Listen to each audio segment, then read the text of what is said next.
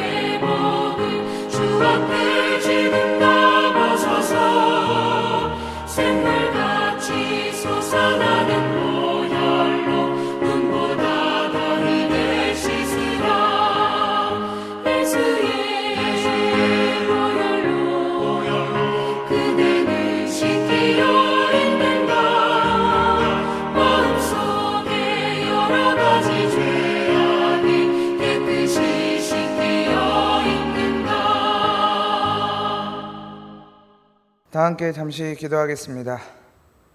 하나님 아버지 은혜를 감사합니다. 오늘도 이 자리에 함께 하나님 말씀을 나누게 하시고 또 주님 앞에 찬양하며 기도하게 하심을 감사를 드립니다. 하나님, 우리나라의 상황이 다시금 코로나 때문에 악화가 되면서 비록 또 흩어져서 각자의 가정에서 예배하지만 우리의 예배의 본질이 무엇인지, 우리가 하나님 가운데 예배한다는 것이 무엇인지 오늘 말씀 가운데 함께하여 주시고 우리에게 말씀하여 주옵소서. 그래서 우리가 장소가 문제가 아니라, 시간이 문제가 아니라, 우리가 하나님과 함께하는 그것이 바로 예배임을 우리로 바로 알게 하시고, 오직 예수 그리스도를 통하여 우리가 하나님 앞에 나아감을 우리로 깨달아 오늘도 그리스도 안에서, 그리스도 예수 안에서 살아가는 성도님들 될 수 있도록 주여 인도하여 주옵소서. 말씀 가운데 함께 하실 주님을 기대합니다. 살아계신 예수 그리스도의 이름으로 기도합니다. 아멘. 오늘 우리가 함께 나눌 하나님 말씀은 말라기서 1장 6절에서 14절까지의 말씀입니다.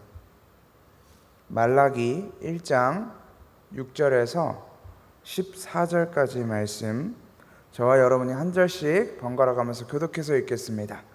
말라기 1장 6절에서 14절까지의 말씀입니다. 제가 6절 먼저 읽겠습니다. 아들은 아버지를 공경하고 종은 제 주인을 두려워하는 법인데 내가 너희 아버지라고 해서 너희가 나를 공경하기라도 하였느냐? 내가 너희 주인이라고 해서 너희가 나를 두려워하기라도 하였느냐? 나 만군의 주가 말한다. 제사장들아, 너희가 바로 내 이름을 멸시하는 자들이다. 그러나 너희는 우리가 언제 주님의 이름을 멸시하였습니까? 하고 되묻는다. 너희는 내 제단에 더러운 빵을 바치고 있다. 그러면서도 너희는 우리가 언제 제단을 더럽혔습니까? 하고 되묻는다. 너희는 나 주에게 아무렇게나 상을 차려 주어도 된다고 생각한다. 눈먼 짐승을 제물로 바치면서도 괜찮다는 거냐? 절뚝거리거나 병든 짐승을 제물로 바치면서도 괜찮다는 거냐? 그런 것들을 너희 총독에게 바쳐보아라. 그가 너희를 반가워하겠느냐? 너희를 좋게 보겠느냐? 나 만군의 주가 말한다. 제사장들아, 이제 너희가 하나님께 우리에게 은혜를 베풀어 주십시오 하고 간구하여 보아라. 이것이 너희가 의뢰하는 일이지만 하나님이 너희를 좋게 보시겠느냐? 나 만군의 주가 말한다. 너희 가운데서라도 누가 성전문을 닫아 걸어서 너희들이 내 제단에 헛된 불을 피우지 못하게 하면 좋겠다. 나는 너희들이 싫다. 나 만군의 주가 말한다. 너희가 바치는 제물도 이제 나는 받지 않겠다. 해가 뜨는 곳으로부터 해가 지는 곳까지 내 이름이 이방 민족들 가운데서 높임을 받을 것이다. 곳곳마다 사람들이 내 이름으로 분향하며 깨끗한 제물을 바칠 것이다. 내 이름이 이방 민족들 가운데서 높임을 받을 것이기 때문이다. 나 만군의 주가 말한다. 그런데 너희는 주님께 차려드리는 상쯤은 더러워져도 괜찮아 하면서 너희들도 싫어하는 음식을 제물이라고 그 위에 바치니 너희는 지금 내 이름을 더럽히고 있다. 너희는 또 이 얼마나 실증나는 일인가 하고 말하며 제물을 멸시한다. 나 만군의 주가 말한다. 너희가 훔쳤거나 절뚝거리거나 병든 짐승을 제물이라고 가지고 오니 내가 그것을 너희에게서 달갑게 받겠느냐? 나 주가 말한다. 함께 읽겠습니다. 자기 짐승떼 가운데 좋은 수컷이 있어서 그것을 바치기로 맹세하고서도 흠 있는 것으로 바치며 속이는 자는 저주를 받을 것이다. 나는 큰 임금이다. 나 만군의 주가 말한다. 이방 민족들까지도 내 이름을 두려워한다. 아멘.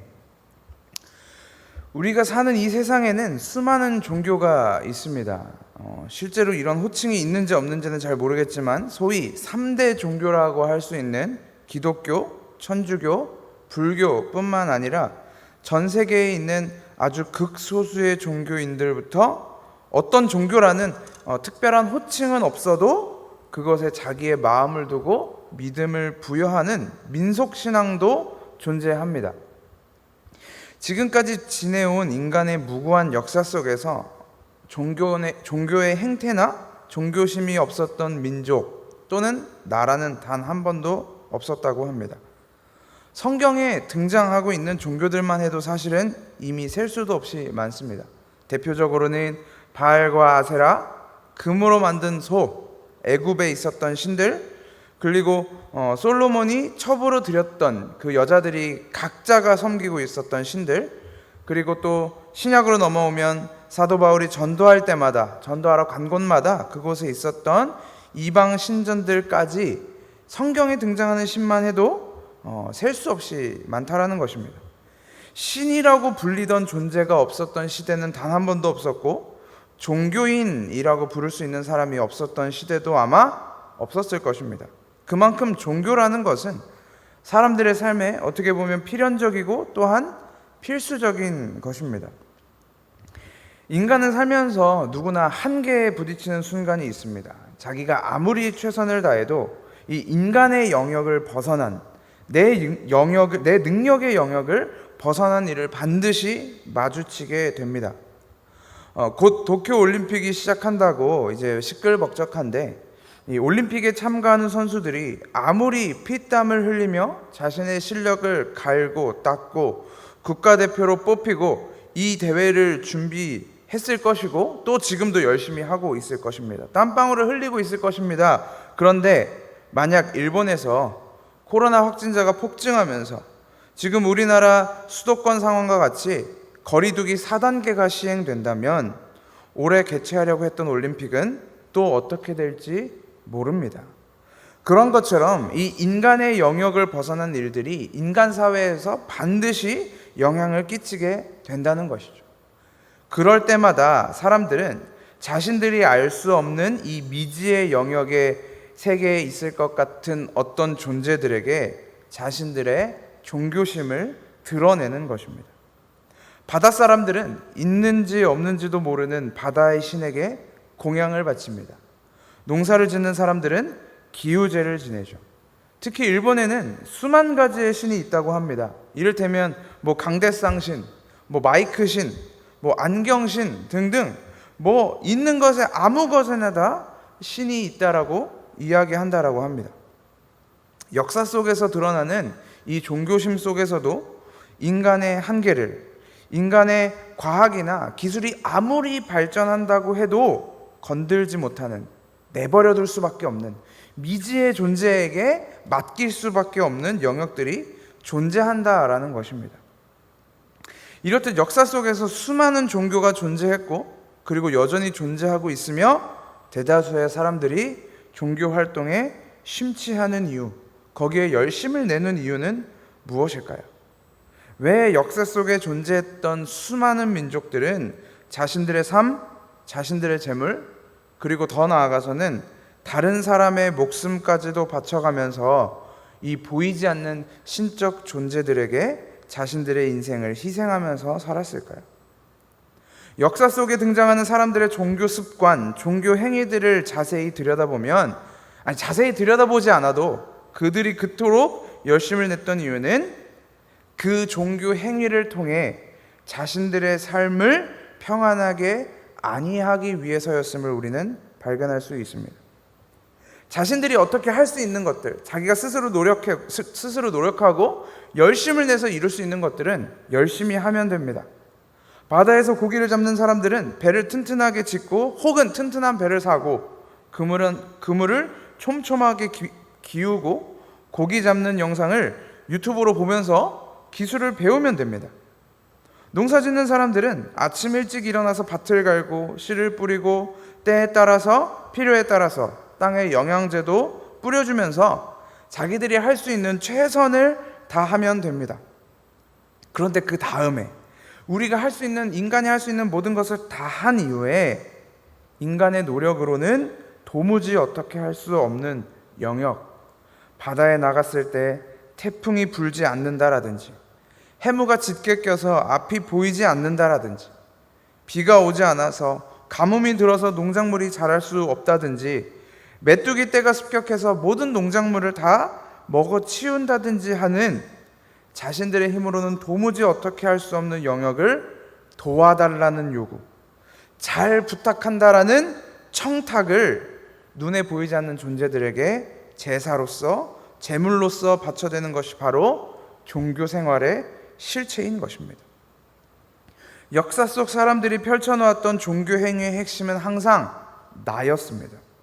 조상들에게 제사를 지내는 것도, 바다나 나무나 돌 같은 미생물에 종교 행위를 내어놓는 것도, 또는 고등 종교라고 해서 어떤 가르침을 듣고 그 가르침을 따라 살려고 발버둥 치는 것도 결과적으로는 다 자신을 위한 행동으로 귀결이 된다는 것입니다.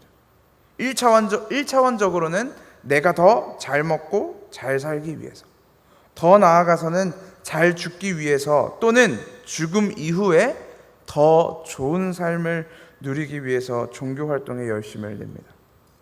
조금 더 고차원적으로는 내가 더 가치 있는 삶을 살아내기 위해서, 더 숭고한 삶을 살아내기 위해서, 더 높은 깨달음과 더 나은 가치들을 추구하며 실현하기 위해서 종교 활동에 심취하기도 합니다. 만약 내가 믿고 있는 어떤 신적 존재가 우리에게 찾아와서 나를 예배하면, 너 한 번만 더 나를 예배하면 네 인생 망하게 할 거야, 다시는 나를 예배하지 마, 나한테 제사 드리지 마 라고 예고했다면 어떤 사람이 그에게 가서 예배를 하겠습니까? 그를 찾아가서 예배하면 내 인생을 망치게 하겠다는데, 네가 원하는 대로 이루어지지 않겠다라고 말하는데, 어떤 사람이 가서 그런 신에게, 그런 존재에게 예배를 하겠습니까? 우리의 모든 예배, 모든 제사, 모든 종교 행위는 결국 자신의 유익을 위한, 혹은 자기 자신을 드러내기 위한 것으로 귀결된다라는 것이 이 땅에 존재하고 있는 수많은 종교들이 향하고 있는 방향입니다. 나를 위해서, 자신을 위해서. 성경에 등장하는 이스라엘 백성들의 종교 행위도 사실은 이것과 크게 다르지 않았습니다. 이스라엘 백성들에게는 자신들에게 주어졌던 매뉴얼이 있었습니다. 신앙의 매뉴얼이죠. 모세를 따라 이집트에서 나와서 시내산 아래에서 하나님의 율법을 받으면서 그들은 그것을 자기의 집에다 두고 자기의 손목에 새기고 이마에 붙여놓으면서 매일같이 그것을 암송하고 외우며 지키기 위해서 애썼습니다. 때로는 자기의 목숨도 희생하면서 율법을 지켰습니다. 그들은 매일 아침 저녁으로 성막에서 제사를 드렸고, 그 후에는 성전에서도 제사를 드렸습니다. 이 제사를 드릴 때도 정해진 율법에 따라서, 규율에 따라서 정확하게 드렸습니다. 그들은 우리가 이스라엘 백성들을 생각하면 흔히 판단하게 되는 것처럼 율법을 대충 지켰다, 자기들 마음대로 지켰다, 그렇게 생각하지만 사실 이들의 율법 지킴은 우리가 생각하는 것보다 훨씬 더 철저하고 훨씬 더 율법 안에서 철저하게, 처절하게 살았고 그렇게 생활했습니다. 그럼에도 불구하고 하나님은 이스라엘 백성들의 예배를, 그들의 삶을, 그들의 종교 행위를 결코 기뻐하지 않으셨다라는 것입니다. 하나님이 그런 매뉴얼을 주셨는데 그런 매뉴얼대로 살아내고 있는 이스라엘 백성들을 보면서, 그렇게 살기 위해서 발버둥치고 처절하게 살아내는 이스라엘 백성들을 보면서 하나님은 언제나 그들을 책망하시고 질책하셨고 기뻐하지 않으셨다라는 것입니다. 오늘 본문도 그런 질책으로 시작하고 있습니다. 그런데 하나님이 너희 이렇게 제사하는 거 하지 마, 그거 잘못된 제사야 라는 질책보다 더 무서운 것은 뭐였냐면, 그 질책을 받는 이스라엘 백성들이 질책을 이해하지 못하고 있었다라는 것입니다. 도대체 왜 하나님이 나를 질책하는지 이해도 못하고, 이해 못하니 당연히 받아들이지도 못했다라는 것이죠. 오늘 우리가 함께 읽은 말라기 1장 6절을 보면, 아들은 아버지를 공경하고 종은 제 주인을 두려워하는 법인데 내가 너희 아버지라고 해서 너희가 나를 공경하기라도 하였느냐? 내가 너희 주인이라고 해서 너희가 나를 두려워하기라도 하였느냐? 나 만군의 주가 말한다. 제사장들아, 너희가 바로 내 이름을 멸시하는 자들이다 라고 하나님이 제사장들을 책망하셨습니다. 하나님은 이스라엘 백성들에게 아버지가 되어주셨고, 또 예레미야 31장에 근거하면 남편이 되어주셨습니다. 물론 이 이야기는 호세에도 등장합니다. 하나님은 언제나 하나님의 백성들에게 먼저 찾아가십니다. 이것이 여타 다른 종교들과 기독교의 가장 극명한 차이점 중에 하나입니다. 시중에 나와 있는 모든 종교들은 내가 가르침에 도달하는 것이고 내가 그 자리에 올라가는 것입니다. 내가 나의 열심을 내서 경배하거나 제사를 드리고 나의 의지와 나의 노력을 그 존재에게 드러냄으로써, 그에게 보여줌으로써 나의 필요를 얻어가는 것이 시중에 나와 있는 종교들의 행위입니다. 그런데 기독교는 어떻습니까? 기독교는 언제나 하나님이 우리를 먼저 찾아오십니다. 사람을 찾아오시는 사건, 우리를 하나님이 먼저 찾아내시는 사건은 창세기 1장에서 아담과 하와를, 남자와 여자를 만드는 사건에서부터 시작합니다. 하나님이 자기 형상, 곧 하나님의 형상대로 사람을 창조하시되 남자와 여자를 창조하시고 하나님이 그들에게 복을 주시며 하나님이 그들에게 이르시되 라고 말하면서 하나님과 사람의 역사가 그렇게 시작이 됩니다. 아담과 하와가 선악과를 따먹고 하나님의 낯을 피해 숨어 있을 때에도 하나님이 그들을 먼저 찾아가십니다. 하나님은 가인을 먼저 찾아가셨고 노아를 먼저 찾아가셨으며 아브라함을 찾아가셨고 모세를 찾아가셨고 다윗을 찾아가셨습니다. 그리고 종국에는 우리를 찾아오셨습니다. 다락방에 모여있던 자들에게 성령 하나님이 찾아오신 것처럼 하나님께서는 오늘도 우리를 찾아내시고 또한 찾아오십니다. 기독교는 우리가 무엇인가에 도달하는 것이 목적이 아닙니다. 내가 무엇인가가 되고 내가 무엇을 하는가, 기독교는 이것에 별로 관심이 없습니다. 그것은 우리에게 아무런 의미가 없습니다. 기독교의 핵심은 하나님이 우리를 먼저 찾아오시는 것에 있습니다. 하나님이 우리를 먼저 찾아오시지 않는다면, 하나님이 우리를 찾지 않으신다면 우리가 무엇이 되었든 우리가 무엇을 하였든 그것은 하나님과 아무런 상관이 없는 것입니다. 하나님이 우리를 찾지 않으신다면 우리도 결코 하나님을 찾을 수가 없습니다. 그렇기 때문에 기독교는 시작부터 은혜인 것입니다. 하나님이 이스라엘을 먼저 찾아가셨음에도 불구하고 이들은 딱히 그 사실에 관심이 없는 것 같습니다. 하나님이 그들에게 다가와서 너는 왜 나를 멸시하니? 라고 물었을 때, 그렇게 질책하셨을 때 내가 언제 그랬습니까? 라고 되묻기에 바쁩니다. 이 대답이 하나님을 향한 이 제사장들의 불만 섞인 목소리가 아니라, 아니 내가 언제 그랬습니까? 나 정말 열심히 했는데요 라는 불만 섞인 목소리가 아니라 그저 순수한 궁금증, 단순한 궁금증이었다고 해도 이 질문의 무게는 결코 가볍지 않습니다. 그들은 하나님의 말씀을 왜곡하여 자신들이 이 제사를 통해 무엇을 내어놓아야 하는지 도무지 알지 못했다는 것을 의미하기 때문입니다. 하나님을 예배하는 제사장들조차 하나님의 말씀이 무엇을 가리키는지도 모르고 그것을 깨닫지도 못하고 그리고 깨달을 생각도 없이 그런 관심도 없이 그저 하나님이 정해놓으셨다라고 말하는 그 규율에 따라 문자 그대로 지키는 것에만 급급했습니다. 더 나아가서는 그대로 지켜지지도 않았다고 성경은 이야기합니다. 우리가 어떻게 제사를 해야 하지? 우리가 무엇을 제사해야 하지라는 것에만 관심이 있고 하나님이 우리에게 찾아오셔서 어떻게 말씀하시는지는 관심이 없었던 것이 바로 말라기에서 질책하고 있는 이 제사장들의 현 주소였던 것입니다. 지금 이 땅에서 존재하는 시중에 나와 있는 그 종교인들이 하는 그런 종교 행위와 같이 말이죠. 하나님의 책망이 계속해서 이어집니다. 6절부터 14절까지 계속해서 이어집니다. 그 책망의 근거가 무엇입니까? 바로 너희들이 올바른 제물을 가지고 오지 않았다라는 것입니다. 제사를 드릴 때 이스라엘 백성들이 가지고 와야만 했던 제물들이 있습니다. 제사장들이 선택해야 하는 제물도 있었습니다. 그런데 제사장들의 제사를 가만히 들여다보니 이 제물이 점점 이상해지는 것입니다. 자꾸 달라지는 것입니다. 하나님이 가지고 오라고 했던, 하나님이 내어놓으라고 했던 그런 제물과 제사가 아니라 점점 자신들이 원하는 제사와 자신들이 내놓고 싶은 제물로 변질되어 가고 있었다라는 것입니다. 내가 받고 싶지 않은 제사, 내가 받고 싶지 않은 제물을 하나님께 가지고 와서 하나님을 예배한다라고 말하는 그 행태에 대해서 하나님은 질책하시고 그들을 깨트려 버리시는 것입니다.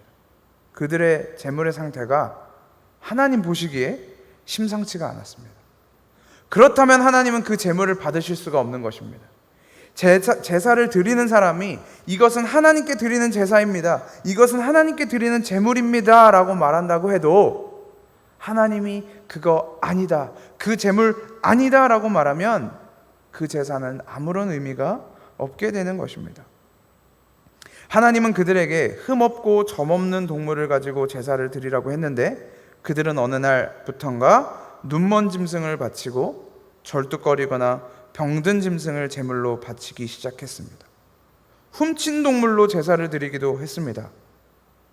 그렇게 그들은 하나님의 제단을 더럽히기 시작했다라고 성경은 이야기합니다. 하나님이 원하시던 제사가 아닌, 하나님이 바라시던 제물이 아닌 자기 자신들의 소견에 옳은 대로, 자기들이 편한 대로, 자기들이 해석한 대로, 자기들 마음대로 제사를 드리기 시작한 것입니다. 하나님은 그런 제사장들을 향하여 질책하셨고, 더 심각한 것은 이 제사장들은 도무지 무엇이 잘못되었는지 알지 못했다라는 것입니다. 말라기에서 제사장들을 향한 하나님의 질책은 단순히 너희가 이제는 상태 좋은 제물을 가지고 와라, 좋은 곡식을 가지고 오라는 뜻은 아닙니다. 그러면 하나님은 병든 제물 때문에, 병든 제사 때문에 난 너희 못 받으니까 좋은 거 가지고 와라, 좋은 거 가지고 오면 내가 너희의 제사를 받아주고 너희를 복되게 해줄게 와 같은 그런 좋은 물건 받고 좋은 물건을 내어주는 그런 물물장사를 하는 장사꾼인 하나님은 아니시지 않습니까? 하나님은 시장에 나가 물건을 보듯이 그 재물의 상태를 살피시는 것이 아닙니다. 하나님께서는 이사야 선지자를 통해서 이스라엘 백성들의 제사 자체를 책망하신 적이 있습니다. 그 본문은 사실 오늘 말라기의 말씀보다 더 엄중하게 들렸을지도 모릅니다. 그 이유는 저희가 이사야서 말씀을 보면서 한번 살펴봤으면 좋겠는데요. 이사야 1장 11절부터 제가 읽어드리겠습니다. 주님께서 말씀하신다. 무엇하러 나에게 이 많은 제물을 바치느냐? 나는 이제 순양의 번제물과 살찐 짐승의 기름기가 지겹고, 나는 이제 숫송아지와 어린 양과 순념소의 피도 싫다. 너희가 나의 앞에 보이러 오지만 누가 너희에게 그것을 요구하였느냐? 나의 뜰만 밟을 뿐이다. 다시는 헛된 제물을 가져오지 말아라. 다 쓸모없는 것들이다. 분향하는 것도 나에게는 역겹고, 초하루와 안식일과 대회로 모이는 것도 참을 수 없으며, 거룩한 집회를 열어놓고 못된 짓도 함께 하는 것을 내가 더 이상 견딜 수 없다. 나는 정말로 너희의 초하루 행사와 정한 절기들이 싫다. 그것들은 오히려 나에게 짐이 될 뿐이다. 그것들을 짊어지기에는 내가 너무 지쳤다라고 한탄하십니다. 하나님은 그들에게 묻습니다. 누가 그것들을 가지고 오라 그랬느냐? 누가 그거 지키라고 했느냐? 우리는 답을 알고 있죠. 하나님이 그렇게 하라고 하셨습니다. 하나님이 순념소 가져오라 하셨고, 순양 가져오라고 하셨고, 안식일 지키라고 하셨고, 월삭을 지키라고 하셨고, 초하루를 지키라고 하셨습니다. 그래서 이스라엘 백성들은 열심을 다해서 그것을 지켰습니다. 근데 하나님이 그렇게 한탄하시는 것입니다. 누가 이거 갖고 오라 그랬니? 누가 이거 갖고 오라 그랬니? 이스라엘 백성들이 흠이 있거나 병든 재물을 가지고 온 것이 아님에도 불구하고 하나님은 이제 나 이거 기뻐하지 않아. 이거 받고 싶지 않아. 동물의 피도 싫다. 짐승의 기름도 싫다.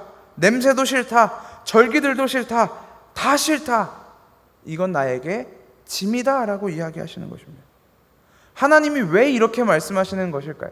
하나님이 변덕꾸러기일까요? 자기가 가지고 오라고 해놓고 이제는 지겹다고 더 좋은 거 가지고 오라는 질투였을까요? 우리는 하나님이 가지고 오라고 했던 그 재물들에 대해서, 하나님이 이스라엘 백성들에게 섬기라고 했던 그 제사와 절기들이 무엇을 의미하는지 분명히 알아야 합니다. 이스라엘 백성들은 그 하나님의 말씀에는 관심도 없이 그저 하나님이 지키라고 한 대로, 그 글자대로, 율법대로 제사를 드리기에만 급급했던 것입니다. 자신은 죽지 않고 동물만 죽이는 그런 제사, 자기들 마음대로 하나님을 이용해 먹으려는 제사. 내가 이만큼 했습니다. 하나님 약속대로 동물 가지고 왔으니 이제 하나님 약속 지키십시오. 내가 하나님한테 재물 바쳤으니 이제 그 약속했던 죄사함, 구원 내놓으십시오. 내 요청 이제 수락하십시오 라고 외쳐대는 그런 재물 가지고 오지 말라는 것입니다. 그것은 예배가 아니라는 것입니다. 그런데 우리는 하나님 앞에 어떤 제사를 드리고 있습니까? 제사의 제도는 끝났다고 말하면서 동물의 피도 흘리지 않고 기름도 바르지 않고 번제는 없어졌다고 말하면서 여전히 우리는 하나님 앞에 무엇인가를 구하면서 무엇인가를 바라면서 예배하고 있지는 않습니까? 하나님 앞에 있는 우리의 예배가 여전히 피를 흘리게 함으로, 동물의 피를 흘리게 함으로, 혹은 내 피를 흘리면서까지 나의 요구를 채워가는, 나의 구원을 위해, 죽고 나서 천국 가기 위해, 나의 소원을 이루기 위해, 결국에는 내가 원하는 무엇인가를 성취하기 위해 하나님을 예배하고 찬양하고 있지는 않습니까? 그 대가로 나의 시간도 팔고 나의 목숨도 팔고 나의 헌신도 내어놓으면서 그렇게 하나님에게 당당하게 요구하고 있지는 않습니까? 하나님은 그런 헛된 재물 이제는 받으시지 않겠다라는 것입니다. 그런 재물 들고 오지 말라는 것입니다. 너희들의 부귀와 안위를 위해, 너희의 뜻을 이루기 위해 재물, 제사, 그런 예배 받지 않으시겠다라고 말씀하시는 것입니다. 수도권의 사회적 거리두기가 4단계로 올라가면서 모든 예배가 비대면으로 전환되었습니다. 이 발표가 나면서 우리나라의 많은 기독교인들이, 또 교회들이, 기독교 단체들이 이제 하나둘 목소리를 내기 시작했습니다. 백화점, 놀이공원 이런 데는 중단하지 않으면서 왜 예배는 못 드리게 하냐? 왜 예배만 못 모이게 하냐? 우리는 예배해야 되겠다. 우리의 예배를 막지 말아라. 우리의 예배를 중단시키지 말아라 라고 목소리를 내기 시작합니다. 그러나 우리가 잊지 말아야 할 것이 하나 있습니다. 우리가 현장에서 예배한다고 해도 코로나가 팽배하기 전, 2년 전 이곳에 모여서 박수치고 신나게 찬양하며 소리내서 기도하고 이 자리에 앉아 하나님의 말씀을 다 같이 듣는다고 해도, 함께 예배한다고 해도 우리가 하나님 앞에 여전히 헛된 재물만 들고 온다면 그것은 이미 예배의 의미를 잃어버린 것입니다. 그 재물을 가지고 오지 말라고 말씀하셨던 하나님의 외침이 그대로 우리에게 외쳐질 것입니다. 오늘 말라기 1장 13절에서 이야기하시는 것처럼 너희가 또 이 얼마나 실증나는 일인가 라고 말하며 재물을 멸시한다. 나 만군의 주가 말한다. 너희가 훔쳤거나 절뚝거리거나 병든 짐승을 재물이라고 가지고 오니 내가 그것을 너희에게서 달갑게 받겠느냐. 나 주가 말한다. 그리고 10절, 너희 가운데서라도 누가 성전문을 닫아 걸어서 너희들이 내 제단에 헛된 불을 피우지 못하게 하면 좋겠다. 나는 너희들이 싫다 라는 이야기가 우리 교회 안에서 나올 수도 있는 이야기인 것입니다. 우리의 예배는, 우리의 찬양은, 우리의 기도는 무슨 재물을 가지고 와서 이루어져야 하는 것이겠습니까? 반대로, 그것과 반대로 우리가 비록 현재 상황 때문에, 이 코로나 때문에, 사회적 문제 때문에 흩어져서 예배한다고 하더라도, 아니 이 상황이 더 악화되어서 현재 중국에서, 북한에서, 공산주의 정권에서, 이슬람 정권에서처럼 교회 건물이 없어지고 온라인으로 예배도 할 수 없고 지하 깊은 곳에 가서 소리도 못 내면서 예배할 수밖에 없는 상황이 오더라도, 아니 그것 때문에 두려워서 예배하지 못하는 상황이 오더라도 우리가 하나님 앞에 온전한 재물을 들고 간다면 우리는 하나님을 예배하는 삶을 그렇게 살아내고 있는 것입니다. 그렇다면 우리가 하나님 앞에 들고 가야 할 온전한 재물은 무엇입니까? 이제 그 재물 싫다, 그거 받기 싫다 라고 말씀하셨던 하나님의 마음을 돌릴 수 있는 온전한 재물이 무엇입니까? 무엇이겠습니까? 성경 전체가 무엇을 드러내고 있습니까? 바로 예수 그리스도입니다. 히브리서 10장 4절부터 제가 읽어드리겠습니다. 이는 황소와 염소의 피가 능히 죄를 없이 하지 못함이라. 그러므로 주께서 세상에 임하실 때에 이르시되 하나님이 제사와 예물을 원하지 아니하시고 오직 나를 위하여 한 몸을 예비하셨도다. 번제와 속죄제는 기뻐하지 아니하시나니 이에 내가 말하기를 하나님이여 보시옵소서. 두루마리 책에 나를 가리켜 기록된 것과 같이 하나님의 뜻을 행하러 왔나이다 하셨느니라. 위에 말씀하시기를 주께서는 제사와 예물과 번제와 속죄제는 원하지도 아니하시고 기뻐하지도 아니하신다 하셨고, 그 후에 말씀하시기를 보시옵소서 내가 하나님의 뜻을 행하러 왔나이다 하셨으니 그 첫째 것을 패하심은 둘째 것을 세우려 하심이라. 그리고 10절, 이 뜻을 따라 예수 그리스도의 몸을 단번에 들이심으로 말미암아 우리가 거룩함을 얻었노라. 하나님이 원하시지 않으시던 제사와 예물과 번제와 속죄제, 그것을 치워내고 그거 갖다 내서 그거 하나님의 제단 위에 올려놓으면서 이제 구원 주십시오, 이제 속죄해 주십시오, 이제 정결한 주십시오 라고 말하는 그 제사가 아닌 예수 그리스도를 제물로 들고 하나님 앞에 나아가는 예배. 내가 예수님이랑 같이 왔습니다, 내가 예수 들고 왔습니다 라고 말하는 그 예배, 하나님은 그 제사를 기뻐하신다는 것입니다. 아무도, 그 누구도 예수를 찾지 않았을 때 다 자신들의 힘으로, 자신들의 능력으로 동물을 죽이고 그 피를 흘려 자신의 거룩함을 증명하고자 했을 때, 그렇게 자신의 깨끗함을 얻어내려고 했을 때 그리스도는 흠모할 것이 하나 없는 모습으로 이 땅에 오셨습니다.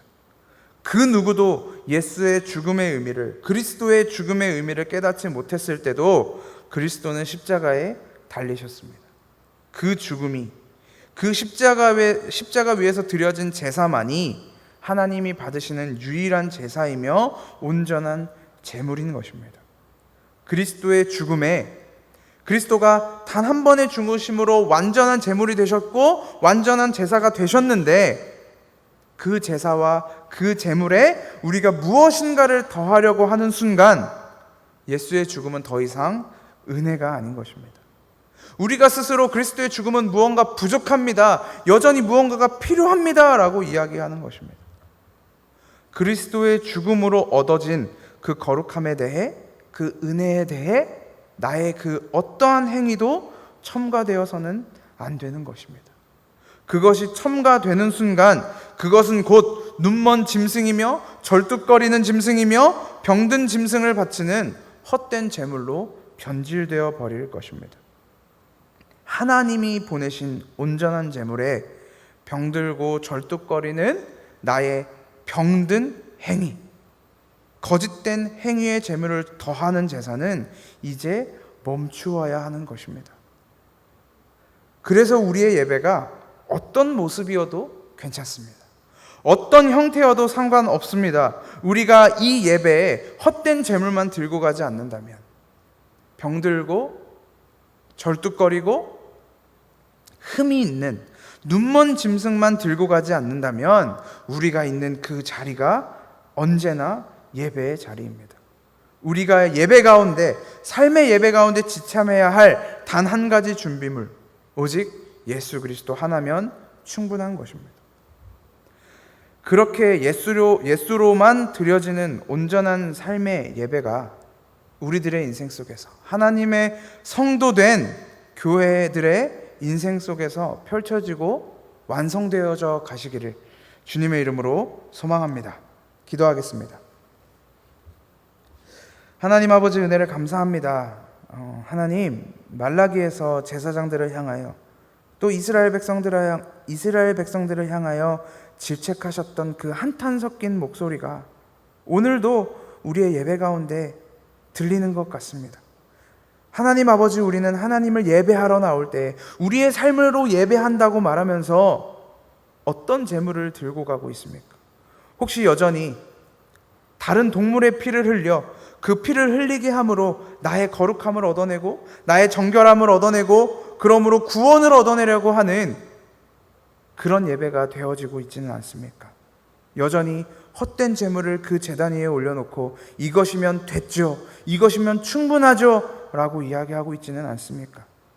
하나님 아버지, 우리 안에 제물 대신, 완전한 제물 대신 그리스도의 믿음을 허락하여 주옵소서. 우리가 헛된 재물을 들고 가는 것이 아니라 하나님이 우리에게 허락하신 완전한 재물, 온전한 재물, 그것을 들고 하나님께 드려지는 진실한 예배로 나아갈 수 있도록 주여 인도하여 주옵소서. 주님께서 하시지 않으시면 우리 안에 그 어떤 것도 이루어질 수 없음을 우리가 믿음으로 고백하오니 주여 우리를 불쌍히 여겨주시고 긍휼히 여겨 주옵소서. 살아계신 예수 그리스도의 이름으로 기도합니다. 아멘. 우리 함께 찬송가 412장, 통합 찬송가는 469장입니다. 내 영혼의 그 깊은 데서 함께 찬양하겠습니다.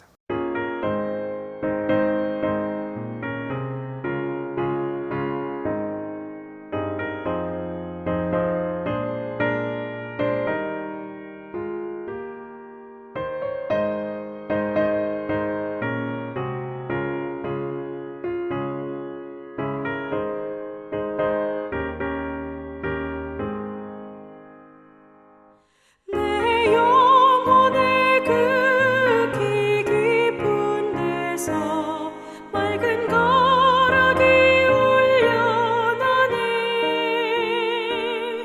하늘 곡조가 언제나 흘러나와 내 영혼을 고이 사네.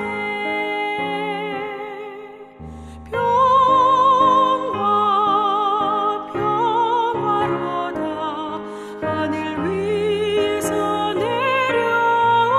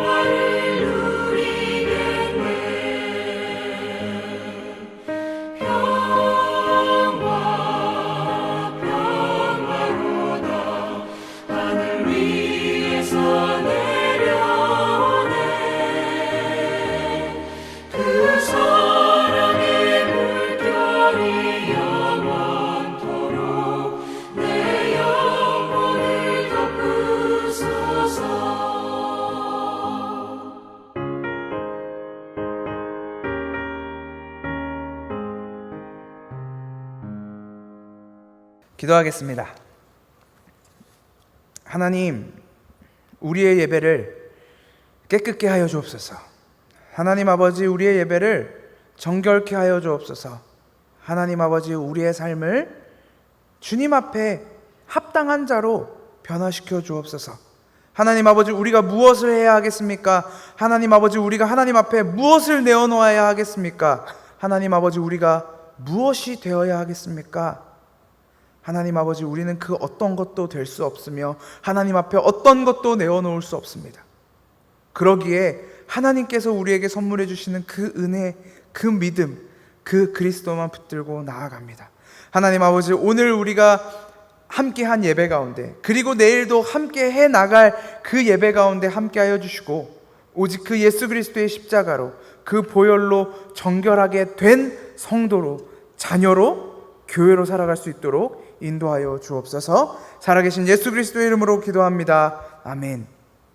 이제는 십자가에서 구원을 완성하신 예수 그리스도의 은혜와 창세 전에 확증하신 하나님의 사랑과 오늘도 포기하지 않고 동행하시는 성령 하나님의 교제가 하나님의 부르심을 입어 거룩하게 된 교회 위에 이제로부터 영원까지 함께하옵시기를 축원하옵나이다. 아멘.